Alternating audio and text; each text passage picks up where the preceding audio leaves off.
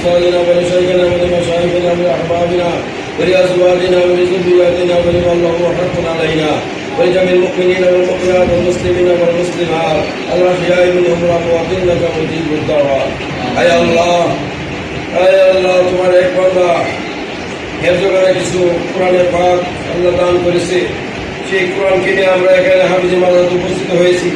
হে আল্লাহ, হুফাজ বাইবেলকে নিয়ে, মোলামায়ে কেরামকে নিয়ে, হে আল্লাহ, এই মুহূর্তে তোমার কাছে দুটো হাতে তিন কাঙ্গালের মধ্যে তুলে ধরছে। আল্লাহ আমাদের ছোট দুটো রাতের কবর মঞ্জুর করে দাও।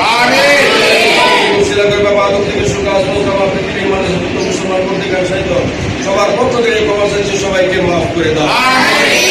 সারা বিশ্বের মুসলমানকে বেঈমান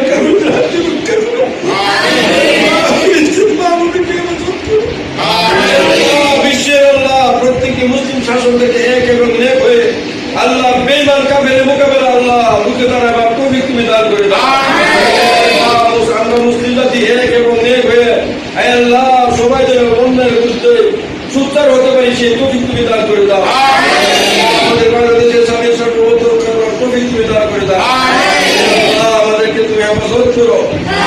আমাদের পাশে কবরস্থান আল্লাহ, কবরস্থানে কত নারী পুরুষ আবার মৃত্যু হইতে চাইতো আল্লাহ, যদি কোন তোমার একজন প্রিয় বান্ধব বান্ধব চাইতো তাকে কেন্দ্র করে সমস্ত আল্লাহ করে আল্লাহ মাফ করে জান্নাতবাসী করে দাও। আমাদেরকে সুস্থ আছে তাদেরকে সেবা কামেরা দায়মান করে দাও। এই ভাই প্রশিদ দান করেছেন আল্লাহ, এর চেয়ে আরো বেশি দান করার তৌফিক তুমি দান করে দাও। যে আবদারটুকু আমি গুনাহগার করেছি সেই আবদার পেলে যথাযথভাবে আল্লাহ পালন করতে পারে, আদায় করতে পারে সেই তৌফিক তুমি দান করে দাও।